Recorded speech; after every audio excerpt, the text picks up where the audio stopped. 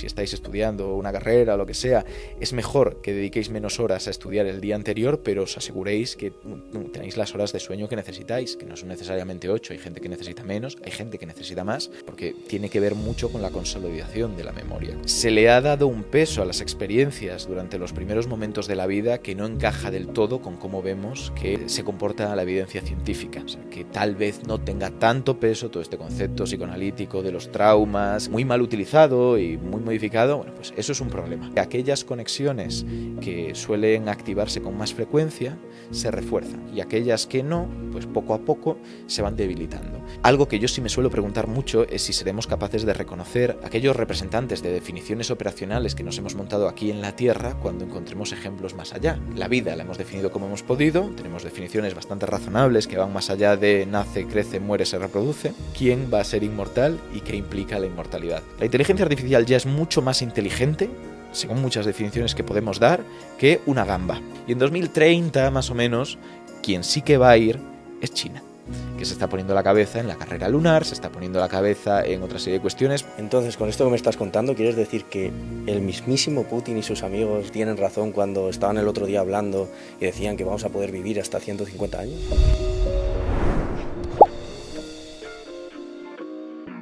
Hoy en Engrama nos acompaña Ignacio Crespo, médico y uno de los divulgadores científicos más reconocidos de España, en un episodio lleno de curiosidades, ciencia y reflexión. Además, acabamos de lanzar junto a él el curso Análisis de Evidencia Científica, una formación única en Internet con la que aprenderás a mirar la ciencia con criterio, a formarte opiniones sólidas, a detectar bulos y a revisar estudios sin que te la cuelen. Puedes inscribirte ahora a precio reducido en www.engramapsicología.es.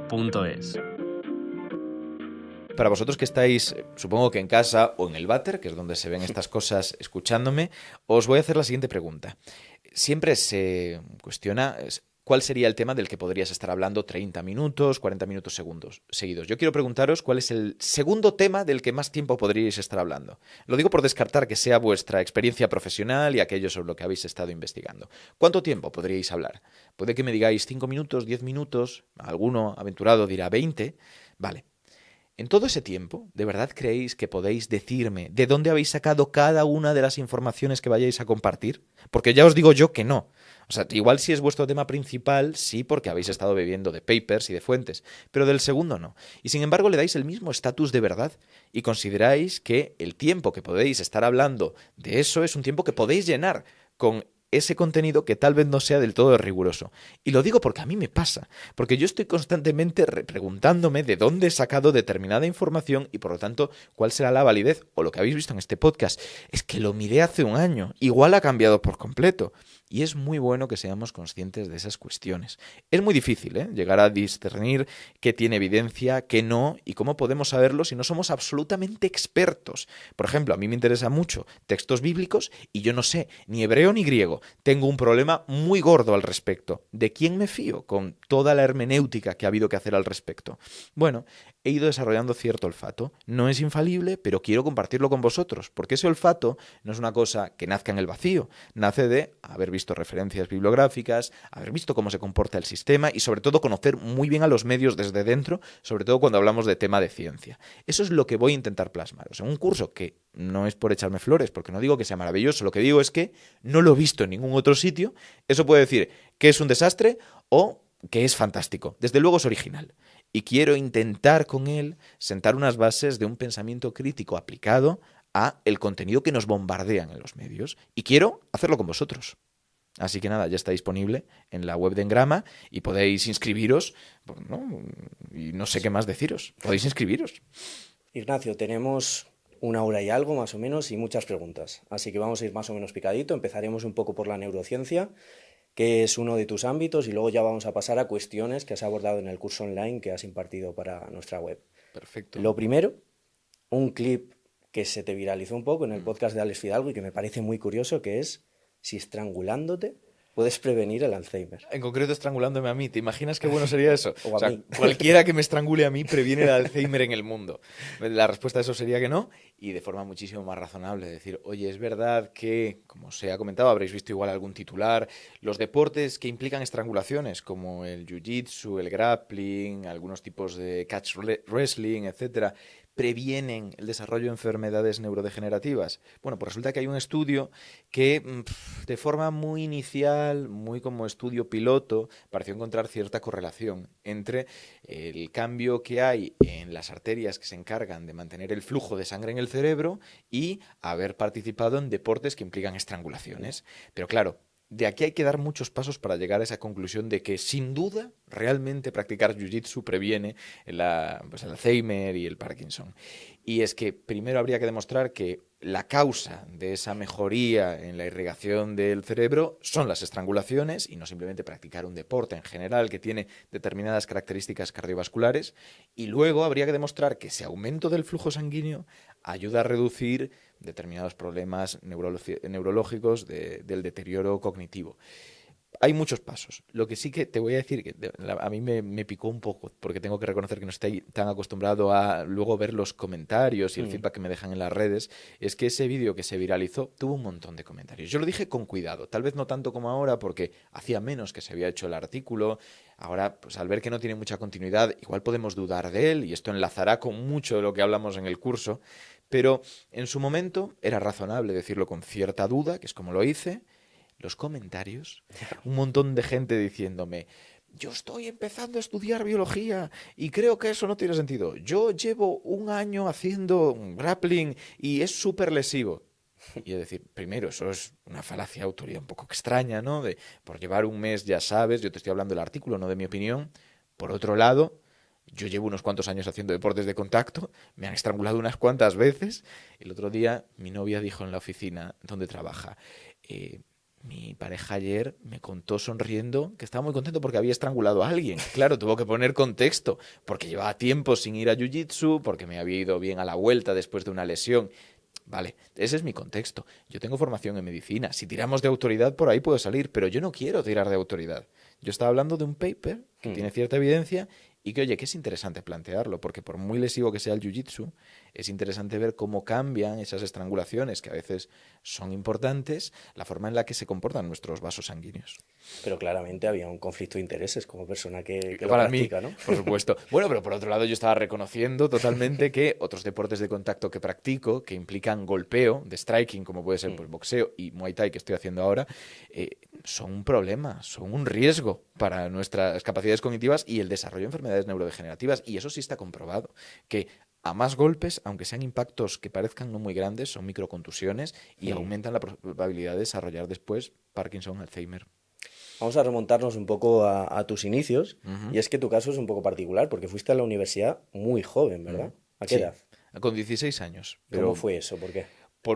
Primero porque soy de octubre, entonces siempre voy a ir un año antes, pero otro es que me subieron un curso. Digo, me subieron un curso porque no sé cuánto mérito tiene realmente uno, así que digo que me lo subieron a mí. En aquel momento, en la Xunta, porque yo soy gallego, no había mucha costumbre de hacer esto, y lo que estaba más o menos estipulado es que si detectaban que tenías altas capacidades, te tenían que someter a una serie de pruebas durante todo un año en los recreos para comprobar pues si tenía sentido subirte de curso, como si eso fuera lo que le iba a marcar. En fin, un problema. Y por otro lado, que te aísla eso durante un año de tus compañeros. Si ya posiblemente tú tengas otros intereses y otras curiosidades, eso aumenta la brecha que puedas tener con ellos. Me subieron, efectivamente, y bueno, pues eso significa que iba también un año adelantado, de octubre, y por lo tanto, pues 16 años al entrar en la universidad. ¿Satisfecho con ello o te habría gustado mejor que no? Es difícil, ¿no? Los contrafácticos siempre cuestan, pero te diré que estoy contento con donde estoy ahora. Y no ha sido camino fácil, pero todo el mundo ha tenido sus cosas, ha tenido sus problemas. Para mí socializar ha sido muy complicado en algunos momentos de mi vida, incluso ahora se puede hacer poco natural. Pero creo que me ha apañado y creo que hay otras cosas que sí que he podido desarrollar tal vez con más facilidad que otras personas. No sé, es difícil estar seguro. Sí que te diré que no vale realmente de mucho subir un año por lo general, ¿no?, a un niño solamente porque se aburre en clase, porque ya sabe esos conceptos o los entiende más rápido, porque sinceramente se va a aburrir igual. Los temarios son muy repetitivos, se encuentra lo mismo un año más adelante, solo que además pierde el contacto con muchos de sus compañeros, cosa que no tengo un estudio que demuestre que esto ocurre así, pero como caso particular y como algunos casos que conozco, tampoco es algo raro que te quedes descolgado por ser el más pequeño en unas edades donde un año se nota muchísimo. ¿Y cómo fue en tu caso? O sea, ¿cómo fue para el diagnóstico? ¿Te hicieron pruebas? O... Creían que era tonto. pero... A ver, mi relación con los demás era peculiar. En casa tampoco tenía unos modelos de cómo interactuar con otras personas que me ayudaran mucho por ahí adelante.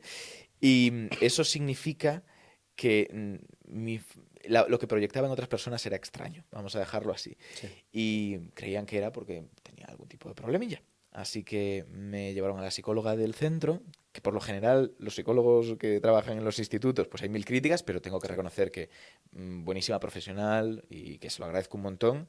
Me trató muy bien y vio que a la vuelta de un descanso que había hecho ella, pues yo estaba haciendo garabatos en la pizarra, figuras geométricas de 3 dimensiones, en proyecciones y tal. Y dijo, igual no está bien enfocado esto que me han comentado. Y me pasaron pues test de inteligencia a través de pues también entrevistas que tuvieron y confirmaron esto. Dijeron, pues sí, pues tiene altas capacidades, vamos para adelante. En general, ¿qué opinas de este tipo de diagnósticos y crees que se mide bien la inteligencia? Es conflictivo. Los test de inteligencia son de los test psicológicos, y corregidme que los psicólogos sois vosotros, pero con más validez, que dan unos resultados que más predictivos respecto a algunas cuestiones, como puede ser el éxito profesional. Creo que representan, no sé si era entre el 20 y el 30% de la explicación del salario que vas a llegar a tener cuando haces ese tipo de predicciones. Claramente están midiendo algo, Sí. Eso sin duda. Están midiendo la inteligencia, dependerá de cómo la definas, pero desde luego están midiendo tu capacidad para resolver problemas a los que no te has enfrentado y hacer deducciones lógicas, cosas que solemos relacionar con la inteligencia. Tal vez la diferencia de un punto arriba o abajo respecto a esa media que son 100 no sea muy significativo y ahí pues el test valga de poco. Cuando de repente hay alguien que puntúa 40 puntos por debajo o 40 puntos por arriba, ahí se está midiendo algo, posiblemente haya una gran correlación con la inteligencia y creo que puede ser interesante, sobre todo para detectar casos en los que necesitan ayuda especial y algunos casos en los que tal vez puede pedir más, puede hacer más. Ese niño puede, yo qué sé, tener más estímulos y que no le va a saturar. Pero sinceramente, creo que el test de inteligencia es una forma innecesaria a veces de llegar a esa conclusión. O sea, saber que un niño tiene limitaciones, se puede llegar a esa conclusión de otras maneras. Y posiblemente, porque sabemos que afecta a los test de inteligencia, tengamos que descartar que haya otra serie de implicaciones en su contexto que estén afectando a cómo se desempeña. Temas pues, de su entorno, de la relación en el hogar, cosas que vamos a tener que descartar. Y si una vez resueltas a ese niño le cuesta, pues habrá que tener un apoyo especial por mucho que puntúe lo que puntúe en el test, porque necesita una ayuda. Entonces creo que a veces son redundantes y que se utilizan más para compararse y chulearse y hacer pues grupos como Mensa, que yo participé de Mensa y salí decepcionado, sinceramente, o incluso la Triple Nine, que eso es para aquellos que tienen un percentil que ya representa un 99,9% de la población que tiene una inteligencia en teoría inferior a la tuya. O sea, casos de una exclusividad y un elitismo ridículos. ¿Y qué pasa con las inteligencias múltiples? Te lo saco porque creo que va muy relacionado, teniendo en cuenta quién propuso toda esa hipótesis, toda esa parafernalia, ya que es mencionado en el curso que has hecho, y quiero relacionar un poco qué problema hay en ese tipo de evidencia, en sus teorías, en sus postulados, y también que nos cuentes si realmente tienen sentido o no estas categorizaciones.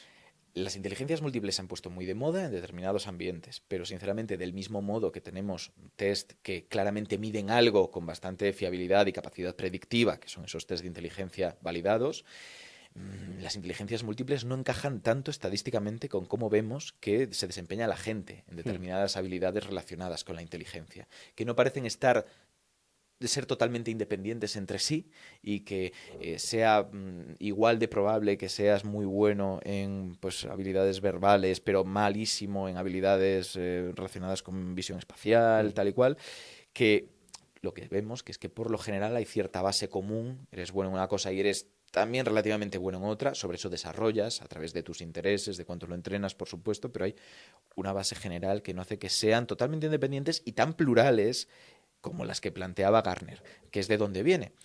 Gardner, cuando plantea esta idea, que ahora conocemos como inteligencias múltiples y que tanto se ha utilizado para denostar otras teorías de la inteligencia muchísimo más aquilatadas en la evidencia, lo que él planteaba era formas de aprendizaje.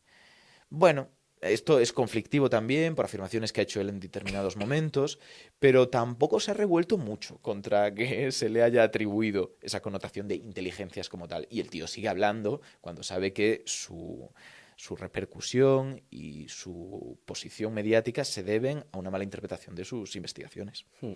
¿Hasta qué punto crees que las primeras experiencias influyen en el desarrollo tanto de ese potencial, de esa inteligencia, como de otro tipo de habilidades en general, sobre todo desde ese punto de vista neurocientífico, que es donde tú eres más experto?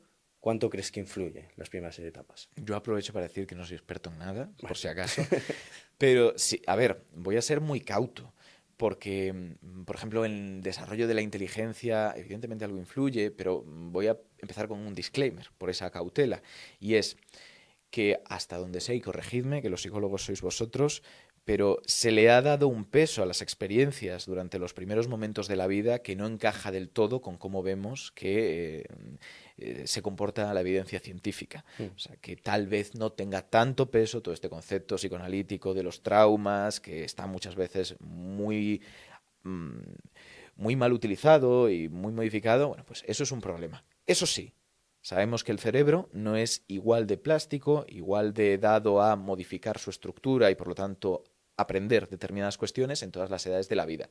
La plasticidad neuronal sobrevive hasta la senectud más avanzada. La cosa es cuánto. Y al principio de la vida hay momentos que consideramos ventana, que son de oportunidad para desarrollar y aprender habilidades como puede ser la producción del lenguaje. La adquisición del lenguaje, la producción de determinadas estructuras sintácticas parece que está muy vinculada con haber estado expuesto a ese tipo de estímulos en algunos momentos de la vida. Así que sí, el desarrollo del lenguaje está relacionado con estímulos concretos en un momento temprano y el desarrollo del lenguaje, sinceramente, está bastante conectado con el desempeño en determinados test de inteligencia que valoran la inteligencia verbal y determinadas cuestiones. Es esperable, y esto es especulación, ya digo, con toda la cautela previa que puedo hacer, porque no he visto el estudio directamente, que seguro que lo hay y es parte de mi ignorancia, que indique que la inteligencia también tiene unas implicaciones muy importantes respecto a eso, a los primeros momentos de la vida. Relacionado con estas ventanas de oportunidad, periodos críticos y plasticidad cerebral en general, ¿qué sería la famosa poda sináptica? Además, me acuerdo que ese concepto me encantó yo cuando lo estudié en psicología. Es que es muy visual.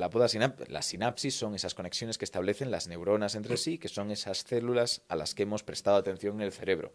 No son todas, de hecho, un estudio de hace unos días, que por lo tanto pues habrá que darle espacio y ver cómo se valida, refuerza la idea de que células gliales, que no son neuronas, como puede ser en este caso los astrocitos, intervienen en el procesamiento e integración de señales nerviosas. O sea, eso es muy interesante, ¿no? Moderan la actividad de las neuronas que están conectadas con ellas. Entonces, no todos son neuronas, pero bueno, ahí están las neuronas, se conectan entre sí y sabemos que hay momentos de nuestra vida donde hay muchas más conexiones entre esas neuronas, que se conectan a lo loco. Hablamos de momentos, de nuevo, iniciales de la vida, donde el cerebro está más preparado para presentarse ante lo que sea. Tiene caminos y rutas para llegar a cualquier sitio, como quien dice, a través de todas esas conexiones, pero no es eficiente.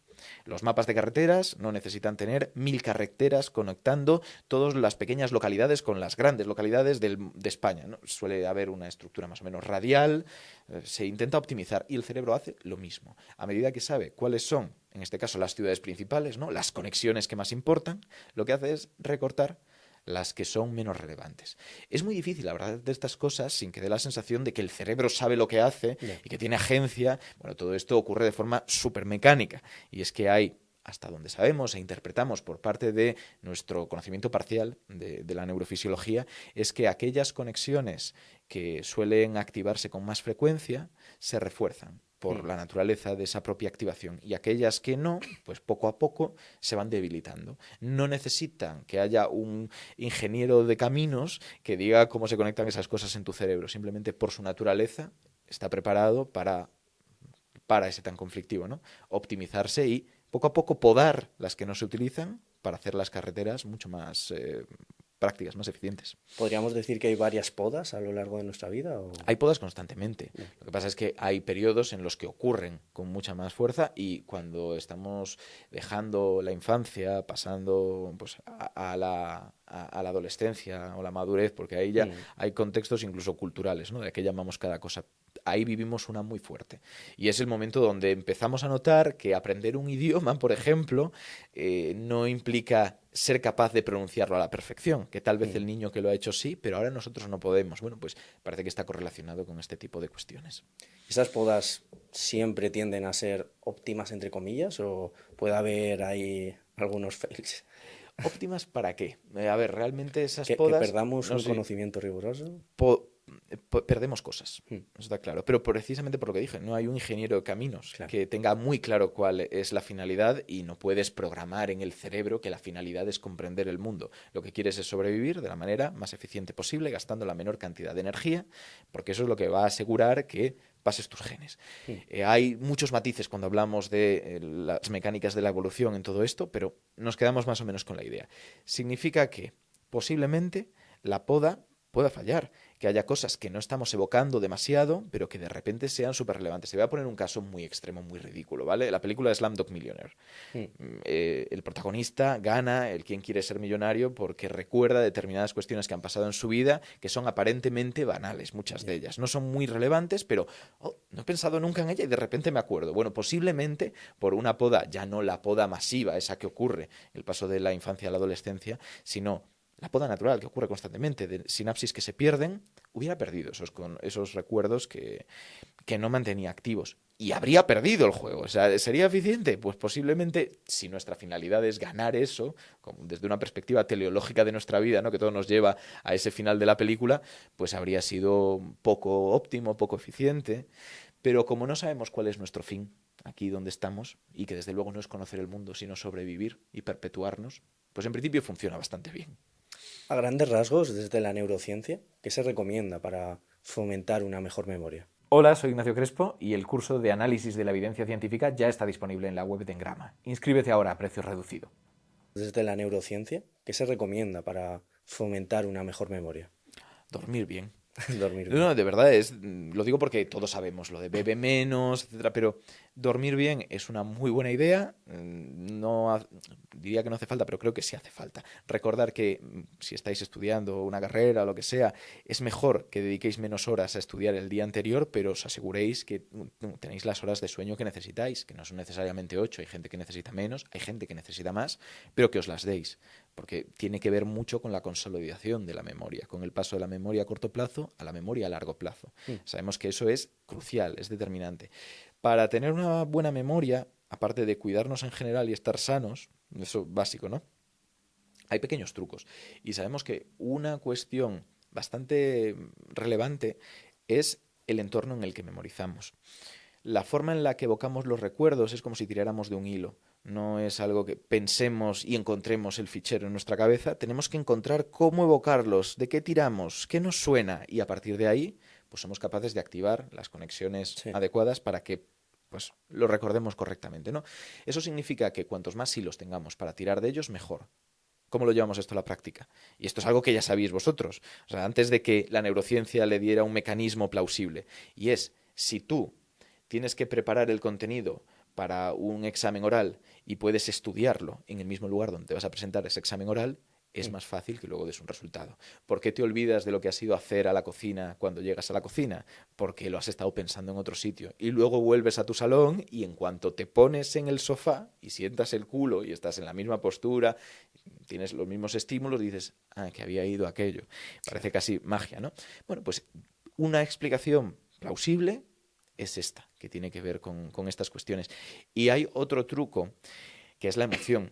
Estar motivado es de los mejores predictores de la capacidad que vas a tener después para evocar aquello que estás intentando recordar. Por eso recordamos mejor los 1000 y pico Pokémon que existen que pues antes la lista de los Reyes Godos o la tabla periódica o lo que fuera.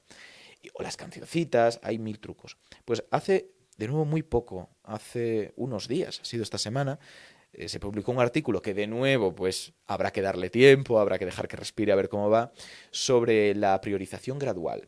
La idea que tiene es que no solo se potencian los recuerdos muy vinculados con una emoción, sino que hay una potenciación retroactiva y prospectiva. ¿Qué significa?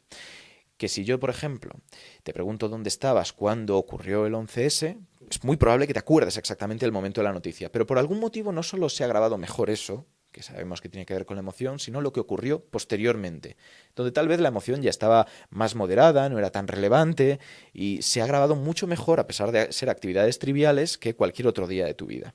Bueno, parece ser que tiene que ver con la activación de esta emoción, aunque no la notemos tanto. Y en este estudio indicaban que cuanto más fuerte era la activación emocional, más se guardaban y mejor se evocaban esos recuerdos también posteriores.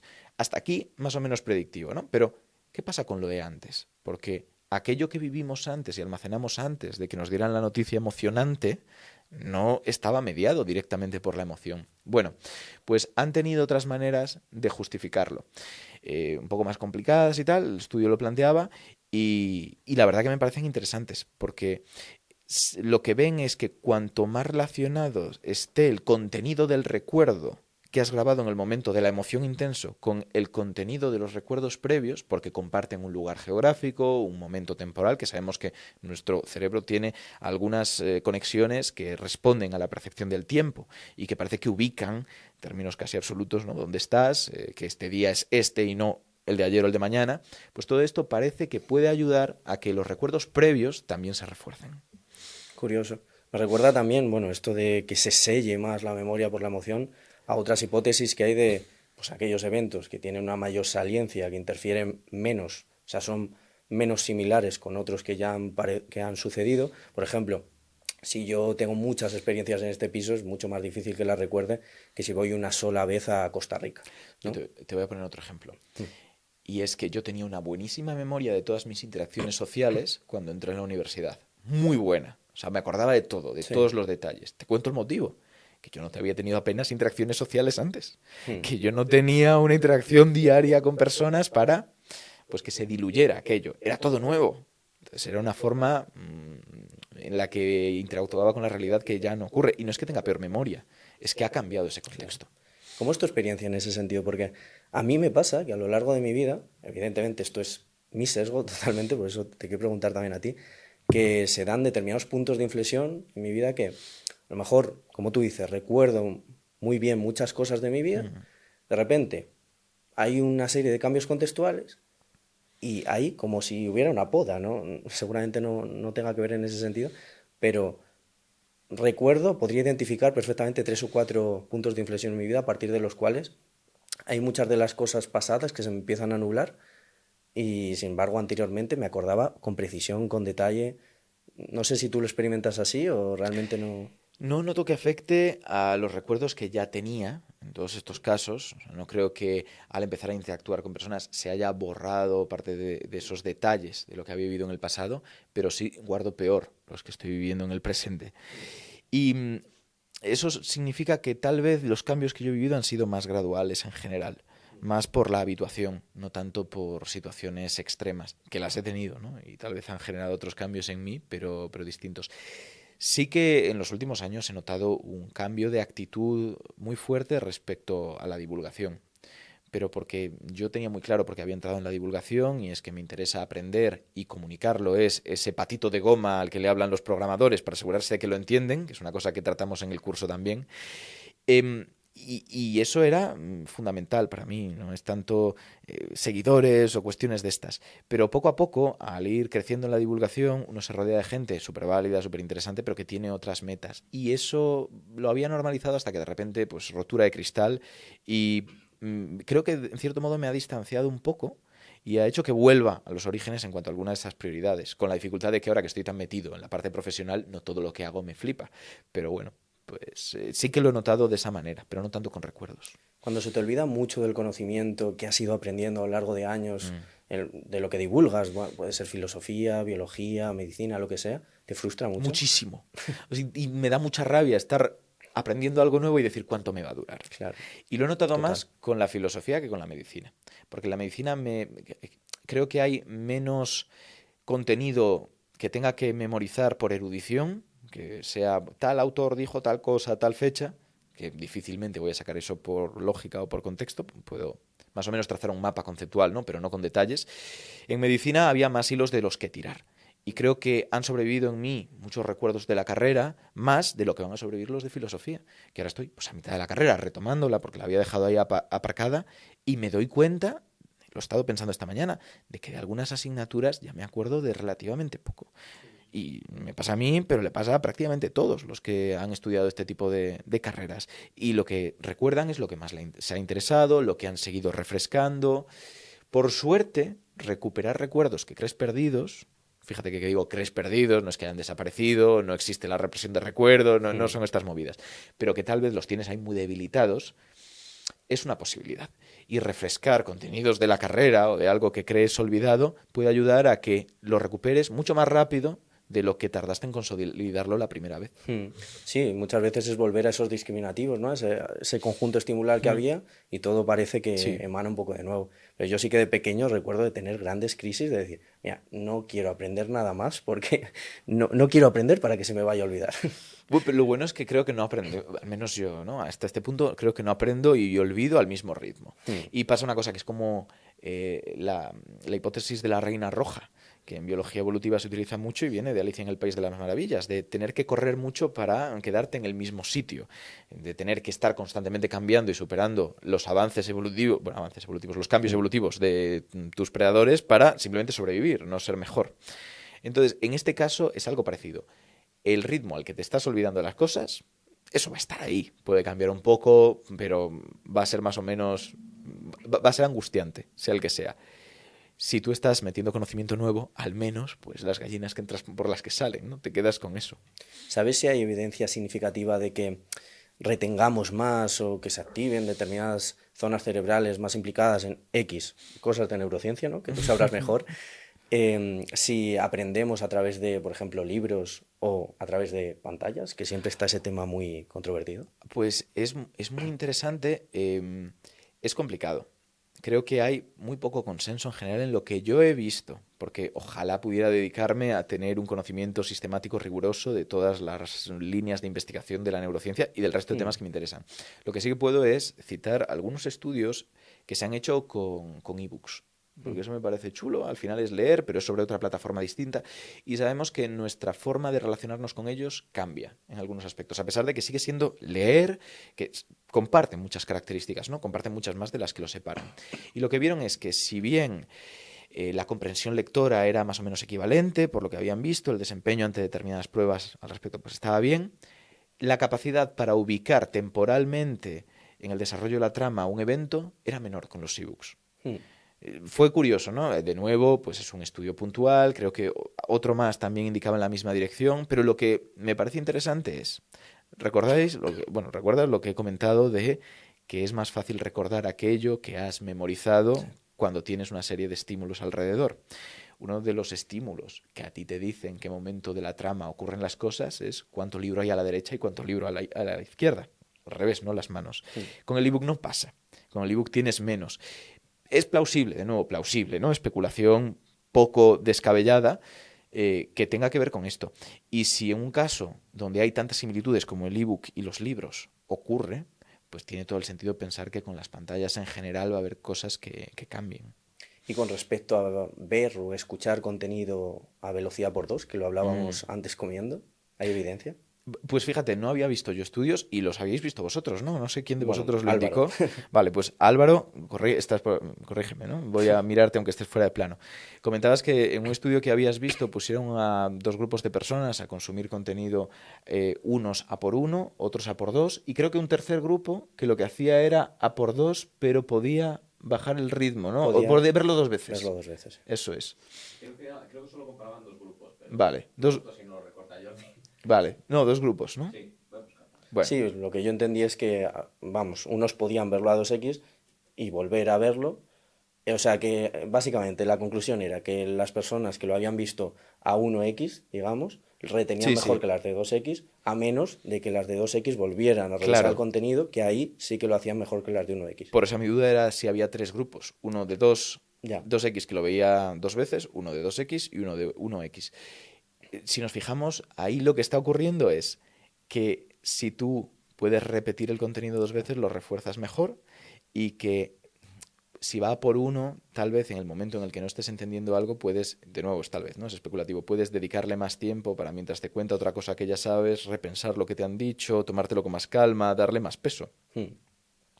Para mí, que lo veo casi todo a 2x, lo que hago es jugar con esas dos cosas. Voy a 2x, y no porque haya visto evidencia, porque sé que de repente hay algo que va a una velocidad que requiero pensarlo yo 2 veces. Pues lo pongo a 1x, o le doy para atrás, pero hay muchas otras partes de cualquier contenido que son menos relevantes, que tienen menos información que desconozcas y que puedes optimizar de esa manera. Pero de nuevo es más opinión personal porque no he visto artículos al respecto. ¿Qué opinas de las críticas que solemos hacer desde el conductismo a los almacenes de memoria, a que la memoria no está en ningún lugar, es una interacción y es más una conducta en sí? Porque antes, por ejemplo, hablamos de memoria a corto plazo, ¿qué pasa a memoria a largo plazo? ¿Qué hay ahí? ¿Hay memoria en algún lugar del cerebro? ¿No hay?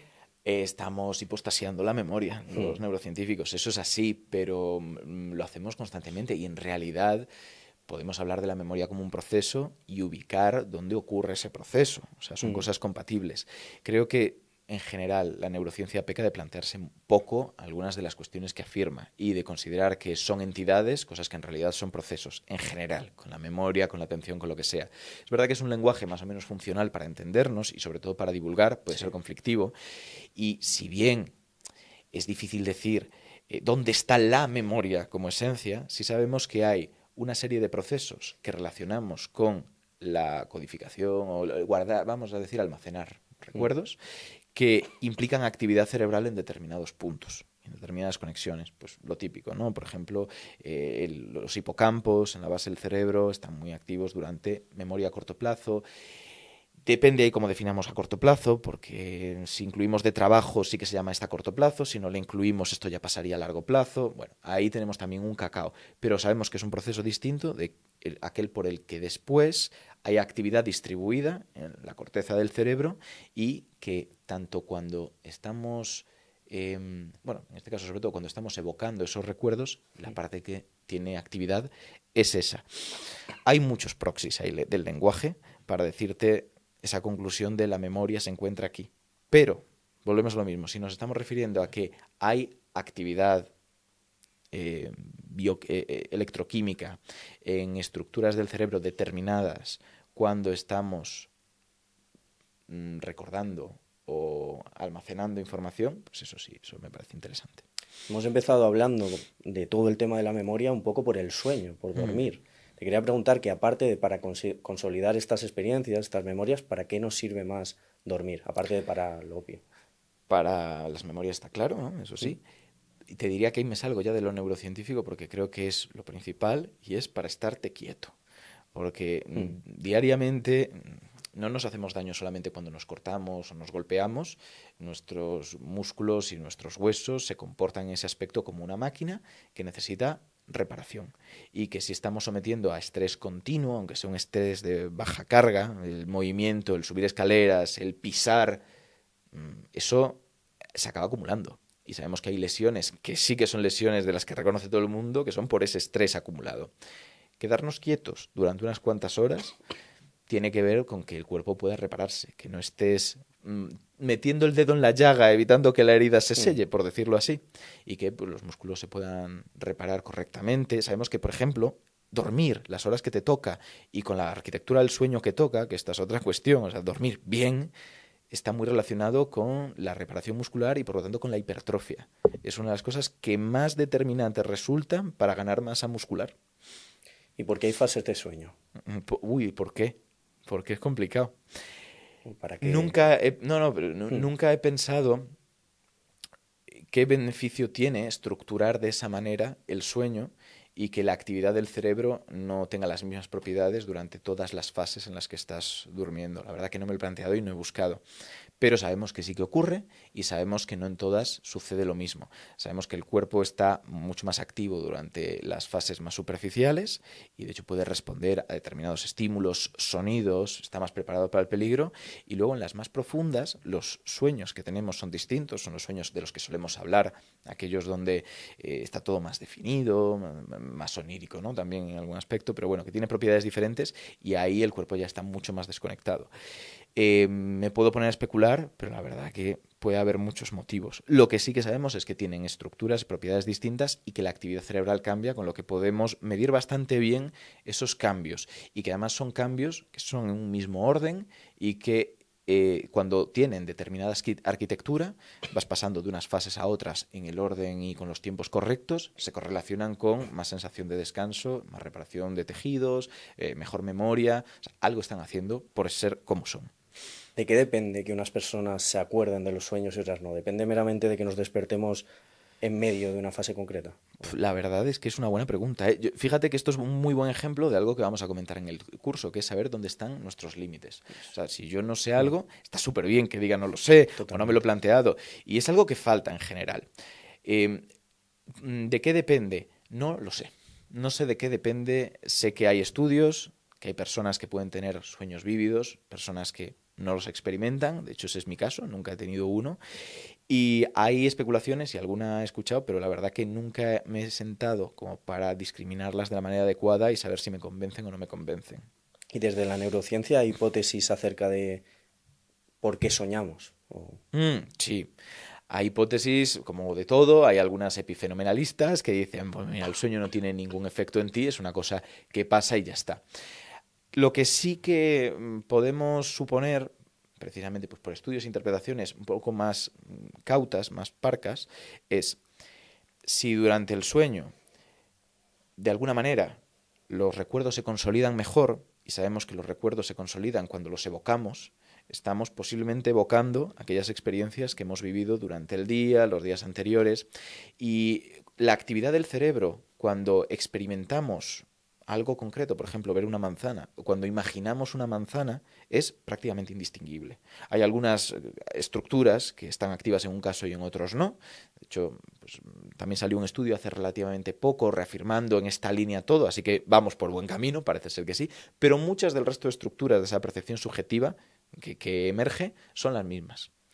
Así que tiene sentido pensar que si se están evocando recuerdos recientes durante el sueño, la experiencia es más o menos parecida.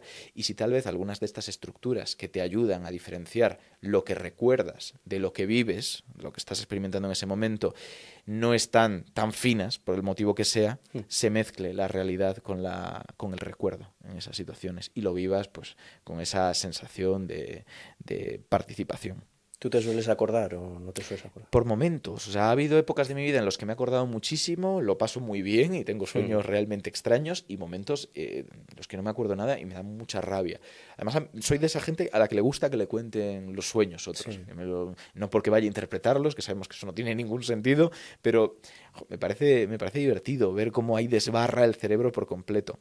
Mi relación con los sueños, te diré que de todos modos es extraña porque cuando yo era niño, yo creo que no estaba en primaria todavía, tenía pesadillas de vez en cuando, pesadillas muy raras, ¿eh? Yo he tenido siempre pesadillas muy extrañas, y iba a la habitación de mis padres a decir, me encuentro mal, tengo miedo, lo que sea, y mi madre me dijo una vez que si volvía a ir, me quedaba sin vacaciones ese verano, no iba a Canarias, me acuerdo que íbamos a ir a Canarias. Claro, ostras, qué presión. Tengo que tomar medidas. Y recuerdo que tuve una pesadilla que sí que me daba la sensación, no sé si era un sueño, ¿no? Pero sabía que tenía que plantar cara, donde los objetos de mi habitación cobraban vida y me hablaban. Pero los objetos es el sofá, el globo del mundo, parecían malignos. Y lo que me dio por hacer fue preguntarles, oye, pero ¿qué es lo que queréis? Y me dijeron, no, que sepas que estamos aquí. No volví a tener pesadillas. No estoy diciendo que sea la causa de no volver a tener pesadillas o que sea un consejo vital. Es una cosa extraña de mi relación con los sueños que siempre me ha llamado la atención. No volví a tenerlas. Antes de eso, lo de que me hablaran los objetos era lo menos grave. O sea, soñaba con estructuras poligonales gigantes, en un calor sofocante que yo tenía que escalar, superficies de hielo totalmente deslizantes en las que yo desnudo me veía movido de un lado para otro por dos caras que me soplaban, cosas muy extrañas. ¿Y algún otro sueño recurrente? Es que me acuerdo que el otro día estábamos aquí haciendo grabaciones, luego fuimos a cenar y estuvimos hablando de este tema. Y es muy curioso porque algunas personas comentan lo típico, ¿no? De soñar constantemente o en momentos de estrés, de ansiedad, con que se le caen los dientes. A mí, por ejemplo, me pasa mucho que en ciertos momentos así, lo que sueño es que voy a cámara lenta y no puedo correr y es súper frustrante. No sé si te ha pasado algo así. Sí, en algunos momentos. Yo creo que antes de meterme en los deportes de contacto, cuando en un sueño tenía que dar un golpe, y en la realidad nunca me he tenido que pelear con nadie fuera del ring o del tatami, no tenía ninguna fuerza, me movía a cámara lenta, corría a cámara lenta también, pero un sueño más complejo, recurrente, la verdad que no he tenido. Sí, igual de niño, porque os he contado los más extraños, había uno un poco más normal, pero que recuerdo mucho, y además recuerdo con mucho detalle. Yo estaba en mi habitación, tenía una pesadilla dentro del sueño, me despertaba angustiado, iba a la habitación de mis padres, y entonces allí, antes de que pudiera abrir la boca y decirles nada, un carabolapón, que es un tipo de búho, me cogía, me llevaba volando de nuevo a la habitación y me encontraba allí durmiendo, despertando la pesadilla. Entonces, ese sí recuerdo que lo tuve no sé cuántas veces, pero varias veces cuando era un niño. ¿Y sabes si hay alguna hipótesis de por qué se dan estos sueños más recurrentes? No tengo ni idea, la verdad, no tengo ni idea. Creo que depende mucho del tipo de sueño recurrente, porque evidentemente si nos ponemos con hipótesis psicoanalíticas que no tienen ninguna base científica, pues te dirán que simboliza el diente. Eso no, por supuesto que no. Luego vamos a encontrar que de alguna manera tenemos que explicar ese tipo de sueños, de se te caen los dientes, que le pasa a mucha gente, de este tipo de cuestiones que creo que tienen que ver con el paso del tiempo, la irreversibilidad, cuestiones que nos preocupan, pero no tan simbólicas, simplemente más nos preocupa esto. Y por otro, ese tipo de sueños más específicos, como el que he dicho del búho, que creo que tiene más sentido pensar que te pasa una vez, lo recuerdas, te marca mucho, lo tienes presente y vuelve a ocurrir porque lo has tenido presente. Más en esa dirección. No como una explicación completa de por qué ocurre, pero sí algo que tiene sentido, precisamente entendiendo cómo funciona la evocación de recuerdos. Sí, a mí me parece más curioso esos otros que tienen la misma morfología en muchas En todo el personas mundo, que no se claro. conocen entre sí, que a lo mejor ni han hablado de eso con nadie. Eso sí que es más extraño. Hasta donde yo sé, los estudios que se han hecho de comportamiento animal para ver si hay fobias innatas muy fuertes a determinadas cuestiones, a veces sí puntúan algunas, pues lo típico de serpientes, para algunos animales, etcétera, pero no son cosas demasiado específicas. Desde luego no tan específicas como puede ser esto, como para que sea algo innato que trascienda la cultura. Debe haber algo más, algo cultural. Y antes comentabas que hay personas que necesitan 6 horas para estar descansadas, otras 8, 9, 10, quién sabe. ¿Hay diferencias individuales genéticas o es más cuestiones de hábitos? De nuevo, es algo muy fronterizo, con lo que puede que diga algo que ya no esté actualizado, pero sí, hace un año y pico estuve echando un ojo y había algunas evidencias relevantes al respecto que vinculaban variantes genéticas con patrones de sueño. Entonces, bueno, pues podría tener sentido. Realmente, si el sueño no es algo que ocurre porque sí, sino que tiene una serie de funciones asociadas y esas funciones se pueden optimizar porque pues, son cuestiones bioquímicas, podría tener sentido. Y con respecto a los ritmos circadianos y que haya gente más nocturna y gente más diurna, ¿hay evidencia con respecto a la genética? La misma, pero es verdad que la genética es siempre una explicación parcial de prácticamente todo, y creo que es bueno recordarlo, porque parece que hay una pelea, ¿no? Esto es genético, esto es aprendido, hasta donde sabemos, salvo algunas patologías que sabemos que son tremendamente genéticas, como la enfermedad de Huntington, por ejemplo, o cuestiones de este estilo, por lo general son multifactoriales, y no es solo importante lo que tengamos en la genética, sino lo que hagamos nosotros con ella. En este tipo de situaciones sabemos que el ritmo circadiano evidentemente tiene una base, o sea, que exista genética y que te puede llegar porque se han hecho estudios, a trastocar mucho, cambiar patrones de 24 horas a patrones de 27, por ejemplo. Esto es una cosa muy chula, la verdad, muy chula y muy terrible en cómo se experimentaba. Pero cuánto está relacionado con la genética en cada individuo, eso ya es más complicado hasta donde yo vi. ¿Alguna correlación había? Porque evidentemente si necesitas menos horas, pues eso va a hacer que te relaciones de determinada manera con los ritmos de otras personas, pero sí. Y luego, del mismo modo que aunque haya familias donde todas las personas tengan sobrepeso, no significa que sea por motivos genéticos, sino que son ambientes que se llaman obesogénicos. En el caso de que haya una familia muy nocturna, o pues que los padres se vayan tarde a acostar, los hijos también, no quiere decir que haya una vinculación genética. Lo digo porque habrá gente que seguro que en los comentarios saca alguna conclusión. Quiere decir que es lo que has visto y es el ritmo al que te has acostumbrado.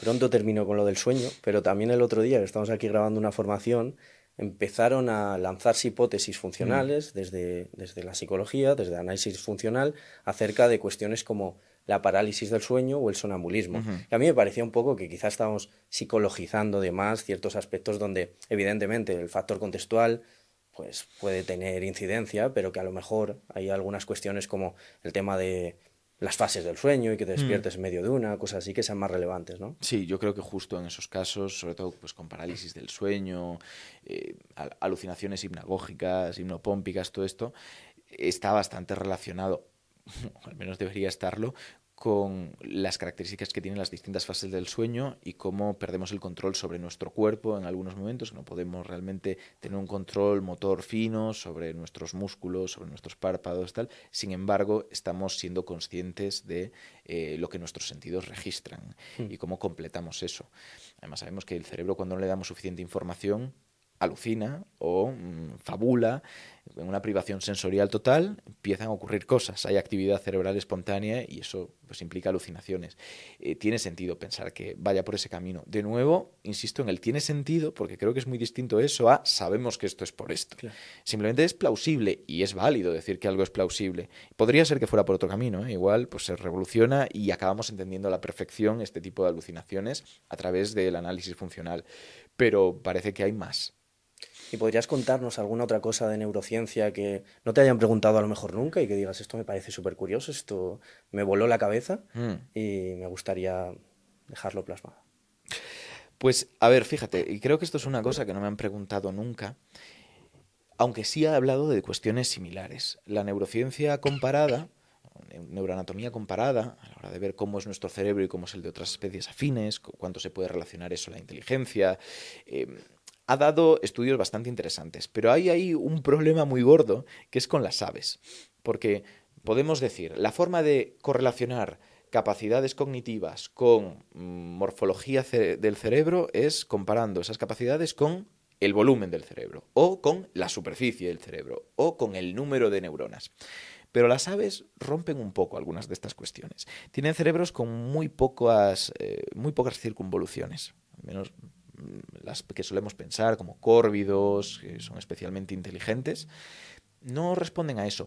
Y tienen materia gris, o sea, lo que son los cuerpos neuronales y las conexiones entre ellos, más, a ver, esto son generalizaciones, ¿no? Pero que parece que le dan más peso a la que está distribuida en los ganglios basales, que no son ganglios, no, pero esos núcleos de actividad que están en la profundidad del cerebro, que en el caso de los mamíferos. Y eso nos plantea cómo podemos realmente comparar cerebros que son tan distintos. Y estos casos, bueno, aves y mamíferos nos puede parecer tremendamente diferentes, pero ¿qué ocurre entonces con invertebrados? Como puede ser los pulpos, que están tan de moda, que tienen al menos una actividad aparentemente consciente que parece distribuida en un sistema nervioso pues mucho menos centralizado, mucho menos cefalizado en torno a la cabeza. Y nos hace pensar, por lo tanto, en qué nos vamos a encontrar ahí afuera. Lo digo porque, ya que son preguntas que nunca nadie me ha hecho, algo que yo sí me suelo preguntar mucho es si seremos capaces de reconocer aquellos representantes de definiciones operacionales que nos hemos montado aquí en la Tierra cuando encontremos ejemplos más allá. La vida la hemos definido como hemos podido, tenemos definiciones bastante razonables que van más allá de nace, crece, muere, se reproduce, y con inteligencia o cognición tenemos también nuestros problemas, gente que incluye plantas por una definición demasiado ambigua, gente que excluye muchos animales por una definición demasiado cerrada. ¿Cuál es la adecuada para que cuando encontremos un sistema que parece comportarse de manera adaptativa, que aprende, que responde de forma compleja, sea reconocido como inteligente más allá de pues, ese origen común que tenemos de todos los individuos de la Tierra en Luca? Eso me parece una pregunta abierta muy interesante y es bastante filosófica, que al final es en lo que acabo casi siempre. ¿Y crees que encontraremos esa vida más allá o estamos solos? No te esperabas hacerme esta pregunta, ¿eh? No, desde luego que no. Creo que sí. Creo que encontraremos. Creo que si definimos vida de una manera muy básica, si hablamos de microorganismos, el equivalente a microorganismo, o incluso parecidos a los nuestros, por teorías de la panspermia, cuestiones similares, cabe la posibilidad. Hay oportunidades buenas incluso dentro de nuestro sistema solar. Tenemos Marte, que sabemos que tuvo agua y tuvo atmósfera, estuvo protegido de la radiación electromagnética hace tiempo, tal vez no sea vida que ahora mismo viva, pero sí restos suficientemente seguros de que hubo vida allí. Y ahora mismo, pues estas semanas hemos tenido una noticia de un rover que ha detectado allí en el cráter G0 unos restos de actividad aparentemente microbiana. Que esto lleva polémica y por eso también voy a aprovechar para hacer la reivindicación, porque una cosa que a mí me sorprendió desde ese mismo jueves en el que dieron la noticia es... pero aquí no hay nada nuevo. O sea, esto es el paper de algo que se anunció hace un año. ¿Por qué se hace ahora tan a bombo y platillo? ¿Y por qué se insiste en la necesidad de recuperar esas muestras cuanto antes? Porque eso siempre se ha dado por hecho, ¿no? Que las muestras se toman y que ya luego iremos con una misión de recuperación. Bueno, el motivo es que este año estamos viviendo una poda no sináptica, sino poda presupuestaria descomunal por parte de la administración Trump a los científicos de Estados Unidos y a la NASA, donde se ha cortado una gran cantidad del presupuesto y de las misiones. Creo que respecto al año pasado se había reducido, puede que me equivoque, en un 50% el presupuesto. Es muy bestia. Y una de las misiones que se han eliminado es la de recuperación de este tipo de muestras. Dar la noticia así, que es una noticia razonable, que además han encontrado estas muestras en un lugar compatible aparentemente con la vida hace cientos de millones de años, encaja con lo que podemos esperar, pero darla así parece una llamada de atención hace falta que nos pongamos las pilas, porque además, y esto es lo que le pica a Estados Unidos siempre, si no lo hacemos nosotros, esas muestras están localizadas. Y en 2030, más o menos, quien sí que va a ir es China, que se está poniendo la cabeza en la carrera lunar, se está poniendo la cabeza en otra serie de cuestiones. Por ejemplo, hace 2 días, creo, fíjate cómo se nota que me dedico a medios de comunicación y cosas de estas. Hace 2 días China hizo... No, hace 2 días se dio la noticia en España, pero fue a principios de septiembre, que vamos tarde. China en un congreso allí, no recuerdo el lugar y no voy a intentar pronunciarlo, indicaron que su agencia espacial estaba preparando ya para lanzar en 2027 e impactar en 2029 una misión de defensa planetaria. De nuevo se está poniendo, no por delante, pero sí a la par con lo que Estados Unidos consiguió hace unos años con la misión DART, que consiguió desviar un par de asteroides que orbitaban uno en torno al otro, impactando una nave. Entonces, China se está poniendo mucho las pilas.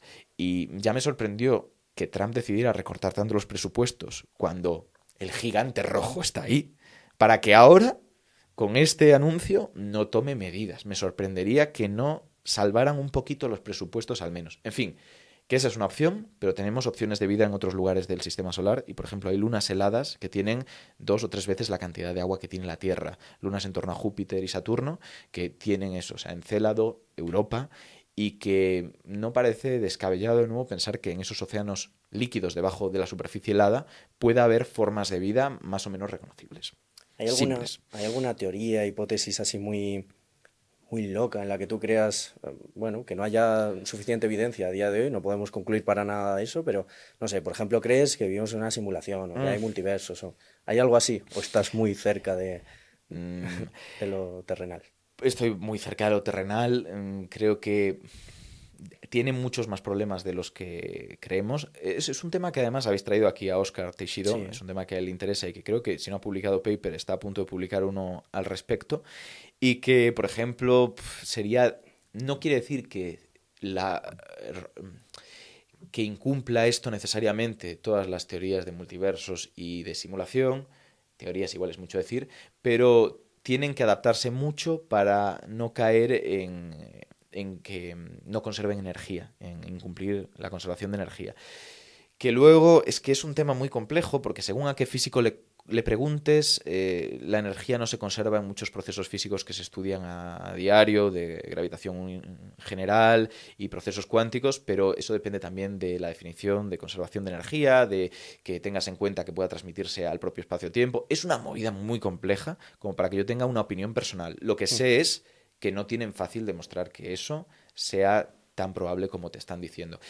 Respecto a multiversos, de todos modos, hay muchas formas de plantearlo. No es lo mismo entender multiversos desde la cuántica, con la hipótesis de Everett, que dice que cuando un sistema cuántico, que parece aparentemente indeterminado, no sabemos exactamente su velocidad o su posición, lo medimos y se determina, en realidad lo que ocurre es que se está desdoblando nuestro universo en las dos opciones, ¿no? Que esté pues, a tal velocidad o a cuál velocidad, en esta posición o en esta otra. Eso es muy conflictivo, en parte por la conservación de energía, etcétera, etcétera. Pero hay otros multiversos que no tienen que ver con esto, que sí se derivan de teorías que ahora mismo estamos contemplando, como es la inflación cósmica, son ya de cosmología, por lo tanto, que hablan de una expansión tan acelerada en los primeros momentos del universo, primeros instantes, estamos hablando de fracciones de segundo, que empieza ahí la inflación, donde esa expansión acaba desconectando algunas regiones de ese espacio-tiempo, de forma que no son capaces de interactuar entre ellas, y hablaríamos de alguna manera de universos independientes, porque una definición de universo es el sistema que contiene a todos los sistemas. Para que un sistema sea tal, tiene que conectar sus partes. Entonces, si esa realidad hubiera formada por universos desconectados, no serían parte de un mismo sistema, no serían el universo, ¿no? No podríamos definirlo así.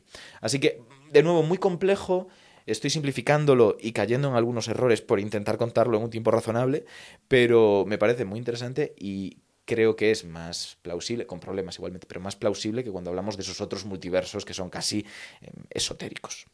Pues hablando de cuestiones un tanto rocambolescas y locas, te voy a preguntar por uno de los temas que tratas en el curso que hemos grabado de análisis de la evidencia científica, que es todo lo de José Luis Cordeiro y qué problemas tenía todo lo que él promulgaba acerca de la muerte de la muerte. Te gusta pensar que está escuchándonos José Luis Cordeiro y dice, tengo que comprar el curso, ¿no? Bueno, pues le recomiendo, por supuesto, José Luis Cordeiro, si nos estás viendo, que accedas.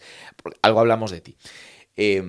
Tampoco decimos nada grave porque no quiero yo que haya un problema, pero sí que él hacía estas afirmaciones de la muerte antes con mucha más vehemencia tal vez que ahora, que no está tan presente en los medios, y yo lo que tengo que decir es que ya no sus afirmaciones, sino la afirmación que yo ahora lanzo, que es podemos superar a la muerte y volvernos inmortales, es algo que ahora mismo pertenece a la ciencia ficción. Está tan lejos de lo que técnicamente podemos conseguir que no tiene mucho sentido plantearlo como algo asequible a corto plazo, ni siquiera algo que sepamos cómo alcanzar.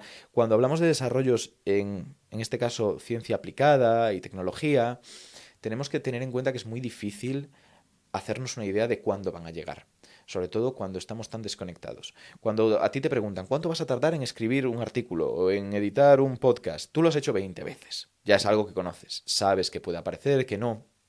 Cuando es algo nuevo y algo de lo que ni siquiera tienes una hoja de ruta de cómo llegar a conseguirlo, no sabes qué baches te vas a encontrar por el camino. Pueden ser sorpresa. Y un bache puede desviarte 80 años, puede desviarte 200 años. Es muy, muy complicado estimarlo. Entonces, me parece que no es lo más responsable hacer determinadas afirmaciones, sobre todo con un tema que nos angustia tantísimo. Yeah. Y que además, vencer a la muerte, o tal vez a la muerte por envejecimiento, si queremos verlo así, por el fallo multiorgánico que implica el envejecimiento, eso es éticamente súper conflictivo. Habría que ver cómo en un mundo superpoblado conseguimos compatibilizar eso, cómo ese avance de la biomedicina consigue compatibilizarse con los principios bioéticos de justicia, de equidad, ¿no? de no maleficencia, beneficencia y no veo exactamente cómo, porque va a haber una gran brecha entre quien pueda acceder a ello y quien no, aunque ni siquiera partiendo de que sea muy caro, no estoy planteando eso, es como va a haber que regularlo porque ya somos muchos, va a haber una brecha de alguna forma. Entonces creo que es ciencia ficción sobre la que es interesante especular y es bueno hacer los trabajos de bioética antes de que ocurra y nos encontremos con el problema, pero no es medicina, no es ciencia ahora mismo. Entonces, con esto que me estás contando, ¿quieres decir que el mismísimo Putin y sus amigos no tienen razón cuando estaban el otro día hablando y decían que vamos a poder vivir hasta 150 años? ¿Cuándo? Esa es la pregunta. Y luego, ¿cuál es el límite? Eso es otro tema abierto, súper complejo. Durante mucho tiempo se dijo que era de 120 años. No está muy claro cómo de seguro es esa extrapolación de hasta cuándo podemos llegar, pero lo que sí que puedo decir es que ahora mismo no sabemos cómo acceder, no les queda tanto tiempo a estas personas aquí en la Tierra como para que se pueda aplicar, incluso si se supera, posiblemente sea algo que tenga que empezar a implementarse desde fases iniciales de la vida y no cuando ya estás rozando la senectud, así que eso por un lado. Luego, lo que sí que vemos con este tipo de comentarios y de ambiciones de líderes de este estilo, tan autoritarios, es el problema que decíamos ético de la inmortalidad. ¿Quién va a ser inmortal y qué implica la inmortalidad? No voy a decir yo que la mortalidad sea una bendición. Eso es muy complicado, es algo sobre lo que anda que no se ha escrito. El Señor de los Anillos tiene que ver en parte con eso, ¿no? Tiene que ver con que la mortalidad de los humanos es algo positivo que se les otorga y no algo que se les niega, como pues, la inmortalidad negada. En parte es porque Tolkien bebe mucho de unos valores cristianos, unos valores que ya Nietzsche analizó muy correctamente y que, en ese aspecto al menos, y que indicó que habían conseguido convertir sus debilidades en virtudes. Considerar que la debilidad en sí, pues la mortalidad, ser perecedero, la pobreza, eran cosas buenas porque nos purgaban. Bueno, pues vemos un poco esta mentalidad que nos ha contaminado. Por lo tanto, no es tan fácil para mí decirte que ser mortal sea bueno, que valoremos más la vida por ello, porque es algo que escuchamos mucho. Pero desde luego que tiene ahora mismo una función. Que la gente sea caduca, que la gente no permanezca en un puesto de poder durante mucho tiempo, porque como mínimo morir muere, nos ha salvado de mucha tela en la historia. Totalmente. Y con estas cuestiones, al final alguien nos escuchará y dirá, entonces, ¿a quién creo, no? Tanta desinformación, tanta posverdad, tanta... ¿A quién creo? ¿Cómo podemos analizar la evidencia científica y cómo podemos saber si nos podemos fiar de un titular, de otro? Es difícil. Lo primero que digo en el curso creo que es que yo no sé cómo hacerlo, pero intento hacerlo. Y tengo algunas herramientas que me acercan un poco más. Porque podemos perseguir la verdad. Hay buenas definiciones de verdad y teorías que dicen que por mucho que sea algo que nosotros atribuimos a las afirmaciones, que una afirmación no es verdadera o falsa en sí misma, sino que nosotros decimos de ella que es verdadera en función de otros criterios, como por ejemplo cuánto se corresponde con el mundo externo, cómo de coherentes consigo mismo y con el resto de conocimientos que tenemos, cómo de útiles en algunos contextos, temporalmente entonces, porque explica bien la dinámica de los planetas, por ejemplo, hasta que llega una mejor. Son características que cumplen según distintas teorías de verdad y que algunas consiguen amalgamar en una teoría común, que no está carente de problemas, pero que nos acerca a poder trabajar con ella y no caer en nihilismos. Partiendo de eso, vamos a perseguirla, vamos a intentar conseguir explicaciones que sean coherentes, que correspondan con la realidad, que sean fructíferas para seguir desarrollando conocimiento, y eso es lo que intentamos en el curso, partiendo de una parte, que yo lo reconozco, que es un primer capítulo más teórico, abstracto, subido a las nubes, luego bajamos incluso a hablar de herramientas, de cómo se puede utilizar la inteligencia artificial, sin tonterías, ¿vale? Pero para agilizar el trabajo de comparación de textos, de sacar conclusiones, de analizar qué proyección ha tenido una línea de investigación y si se ha seguido citando un artículo o no. Un montón de criterios para saber de forma indirecta y sin conocer realmente necesariamente la disciplina que estamos leyendo, si ese artículo es más o menos válido. Si te parece, si quieres podemos dar algunas de esas herramientas, bien las que me comentabas de IA o bien otras, o fuentes, buscadores, bases de datos, alguna cuestión que quieras compartir para la gente que está interesada. Pues a ver, puedo hacer la recomendación genérica de que utilicen ChatGPT, pero eso ya lo saben, hay un montón de herramientas de inteligencia artificial para público general, de esa forma, pero hay dos que sí que creo que está guay que conozcan. Una, si quieren expandir la información que conocen, o sea, buscar nuevos artículos científicos que estén más o menos relacionados, que es Consensus, funciona muy bien. Luego damos más, ¿eh? En el curso damos un montón para hacer incluso grafos que conecten artículos en función de la similitud de los conceptos que tratan o de cómo se citan unos a otros. Realmente creo que vale la pena explorarlas más allá, pero Consensus es un buen punto de partida. Y para que te explique lo que ocurre en el propio paper, una que utilizo yo ya desde hace 2 años, cuando me desborda una fórmula, una tabla, cuando hay algo que pues la traducción al castellano a mí me cuesta porque, bueno, me apaño, pero palabras súper específicas o alguien que no escribe de la forma más adecuada, que esto pasa, anda que no hay papers mal escritos por gente que no es nativa, como podemos ser nosotros, o incluso que son más ajenos al idioma. Pues en esos casos, SciSpace funciona muy bien. Tú puedes subrayar la fórmula o la tabla, la recuadras como si estuvieras haciendo un recorte de pantalla y en un chat al lado, con el que puedes ir comentando cosas, te va desgranando los términos, te va explicando en qué consiste y yo creo que por supuesto, siempre bajo un control humano, ayuda bastante. Y esto es algo importante, como están pensadas para contenido científico, la información de la que beben es más rigurosa en principio para que no se cuelen cosas y en general, hasta donde yo he visto, tienden a alucinar menos. Pero bueno, que esto lo desarrollamos en el curso. Más allá de estas herramientas, ¿qué opinas en general de la inteligencia artificial? ¿Revolución o marketing? Hay de todo. O sea, es es una revolución y quien diga lo contrario pues no define bien revolución, porque revolución puede ser el humo, hay que tenerlo en cuenta. El humo no revoluciona, lo cambia todo y luego veremos qué es el pozo que queda. En este caso creo que el pozo va a quedar porque ya está habiendo cambios sociales importantes. Decían que no iba a haber despidos, por supuesto que está habiendo despidos. O sea, el problema con este tipo de cambios tecnológicos que se introducen en el mercado laboral es que por supuesto que los ha habido antes, pero cuanto más rápidos son, menos tiempo da para adaptarse y más fuertes son las consecuencias inmediatas en el sector. Estamos viendo que hay muchas consecuencias de personas que pues, pierden el trabajo o tienen menos trabajo o tienen más competencia. Muy complicado. Eso sí, y esto es lo que muchos defensores de la IA insistían y tienen razón, a largo plazo se acaba regulando. Pero no porque el mercado sea mágico, sino porque esas personas dejan de formarse en esas disciplinas y tienen que reinventarse. Y de algo trabajarán. Eso es así. Y además sabemos que muchas veces el uso que se les da a estas inteligencias artificiales generativas, ya sean de texto, de vídeo, de audio, de lo que sea, es por particulares que no están dejando de contratar servicios. Es que no iban a contratar esos servicios para esas actividades. El problema es cuando grandes empresas se meten en esta dinámica y no hay una legislación que les frene los pies. Eso es lo que sí que es un problema. Y a mí personalmente me genera mucho rechazo, y aquí es donde viene el tema marketing, encontrarme pues un vídeo musical de una empresa claramente hecho por IA en YouTube, hablando además de temas de psicología, que por cierto, no sé si lo habéis visto, pero bueno, sí. Sabemos de lo que hablamos, ¿no? Sí. Me da muchísima rabia. Es una cosa que no puedo. Tendremos que aprender a lidiar con ello. Y lo que sí que es cierto es que va a continuar el progreso, no sabemos cuánto, pero claramente los modelos están mejorando. Lo que sí que tenemos que pensar es, ¿significa esto que acabará desarrollando una percepción subjetiva la inteligencia artificial si la conseguimos hacer suficientemente compleja o suficientemente inteligente? Y la respuesta es no necesariamente.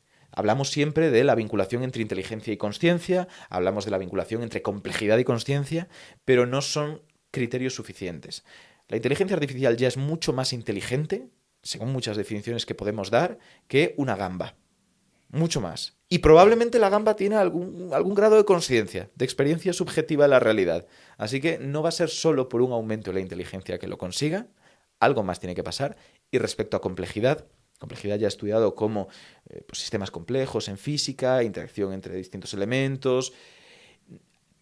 La complejidad en sí misma ha dado lugar a muchas cosas en el mundo. Tiene que ser la complejidad orientada de la manera adecuada. Que las conexiones y los elementos sean los correctos. No sabemos cuáles son, no sabemos esa característica común entre el sustrato de distintas experiencias subjetivas que hace que además en nuestro caso sea necesario un sustrato biológico. Aquí estamos cambiando el sustrato. Tendríamos que ver si es compatible con la emergencia de esas propiedades. Que puede que sí, pero cabe la posibilidad de que por cómo es la experiencia subjetiva no pueda emerger de una estructura de silicio. También nos comentabas en el curso que habías hablado con Michael Jordan, que ahora se dedica a la ciencia después del baloncesto. Michael Jordan el bueno. Y que también se están llamando inteligencia artificial a cuestiones que no lo son, ¿no? Esto además os lo comentaba entre grabación y grabación, así que quien vea el curso no lo encontrará. Hablamos de Michael E. Jordan, que recibió este año el Premio Fronteras de Conocimiento de BBVA, que son la antesala de los Nobel. Y que la verdad que todos los años me invitan y es un placer porque me da la oportunidad de hablar con gente que luego pues, recibe el premio Nobel. Ferenc Krauss, que ganó por los atosegundos en física, Caricó también. Veremos si es el caso de este hombre. Pero, ¿qué es lo que nos dice? Él ha contribuido al desarrollo de teorías necesarias para que ahora mismo existan modelos de lenguaje como puede ser ChatGPT. Ha sido muy determinante. Y estoy teniendo cuidado con cómo lo anuncio porque en el momento en el que yo empecé la entrevista y a él le dieron el premio por su contribución a la inteligencia artificial y estaba así, yo le dije, bueno, que es como suelo partir de estas entrevistas en las que yo luego recojo y sintetizo en texto lo que es más interesante. ¿Puedes comentarme en tus propias palabras para saber qué es lo que te parece más relevante subjetivamente de tu implicación en la investigación de este campo, de la inteligencia artificial? Su respuesta fue, serio y mirándome a los ojos, yo nunca he trabajado en inteligencia artificial. Claro, esto es lo más terrible que le puedes decir a un entrevistador porque significa que no he hecho bien mis deberes. Luego mentalmente comprobé un poco, pero luego comprobé que efectivamente salía así en todos los sitios y él ya me fue desarrollando a continuación a qué se refería. Para él, el término inteligencia artificial, cuando surge, tiene un significado distinto. Y aquello que ahora mismo llamamos inteligencia artificial es machine learning. No hay un desarrollo de las habilidades cognitivas que se esperaba que tuviera la inteligencia artificial en su momento, y que es lo que implicaba su nombre, sino que es un desarrollo de teorías matemáticas y computacionales que iban por otro camino en su momento. De nuevo, es un tema de definiciones. Por marketing o por el motivo que sea, él lo atribuye al marketing y tiene un discurso muy politizado, no necesariamente malo, pero politizado sobre el uso que se le está dando, cómo se está aplicando por empresas y gobiernos. Se ha decidido poner bajo el término paraguas inteligencia artificial, que ya sabemos que es conflictivo porque define inteligencia, define a qué nos estamos refiriendo.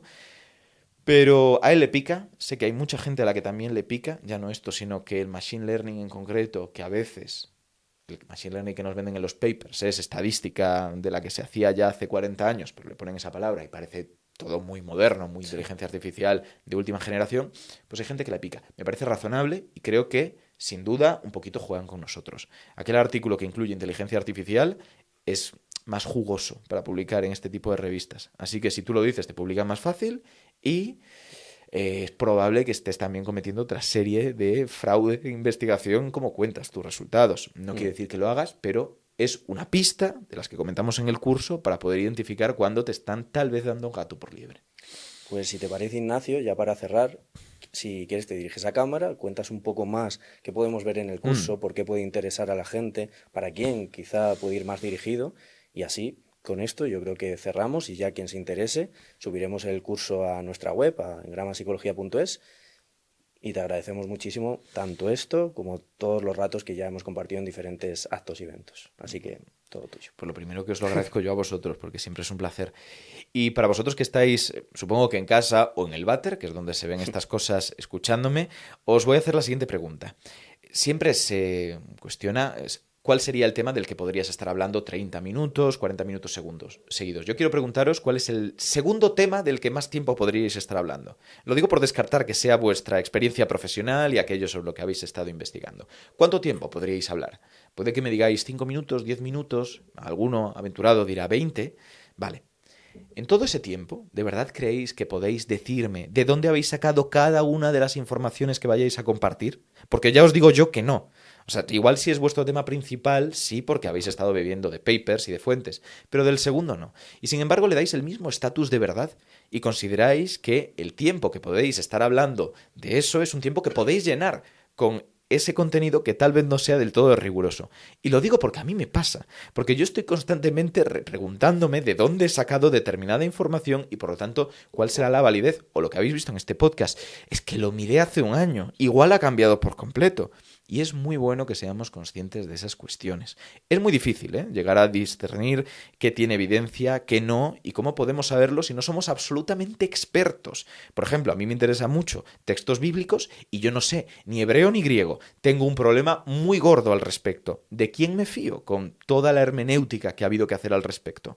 Bueno, he ido desarrollando cierto olfato. No es infalible, pero quiero compartirlo con vosotros, porque ese olfato no es una cosa que nazca en el vacío, nace de haber visto referencias bibliográficas, haber visto cómo se comporta el sistema y sobre todo conocer muy bien a los medios desde dentro, sobre todo cuando hablamos de tema de ciencia. Eso es lo que voy a intentar plasmaros en un curso que no es por echarme flores, porque no digo que sea maravilloso, lo que digo es que no lo he visto en ningún otro sitio.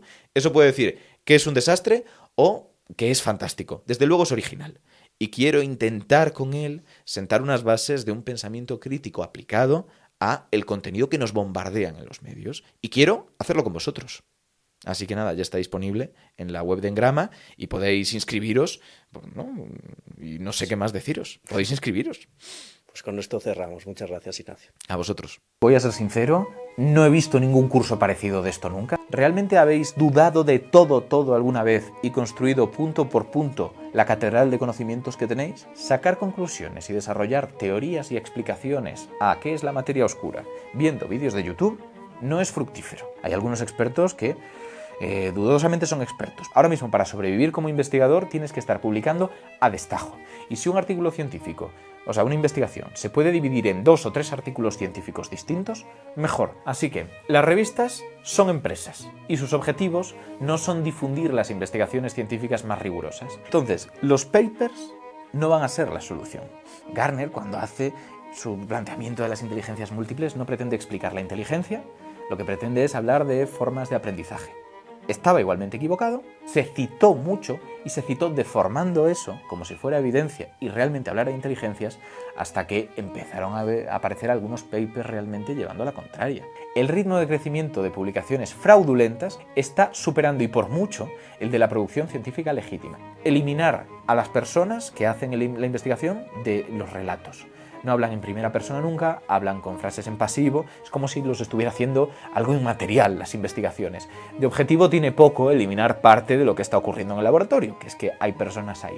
No suele ser relevante, pero te hace ver una contradicción bastante llamativa, ¿no? Cuando entrevistan a un neurocientífico y el neurocientífico les vale para todo, no siempre sabe lo que está diciendo. Un neurocientífico puede saber mucho de bioquímica porque se ha pasado su vida estudiando cuestiones neurobioquímicas, y que le estén haciendo preguntas de neurociencia cognitiva. Al menos el 13,5% de los resúmenes publicados en 2024 fueron procesados por inteligencias artificiales. Hola, soy Ignacio Crespo y el curso de análisis de la evidencia científica ya está disponible en la web de Engrama. Inscríbete ahora a precio reducido.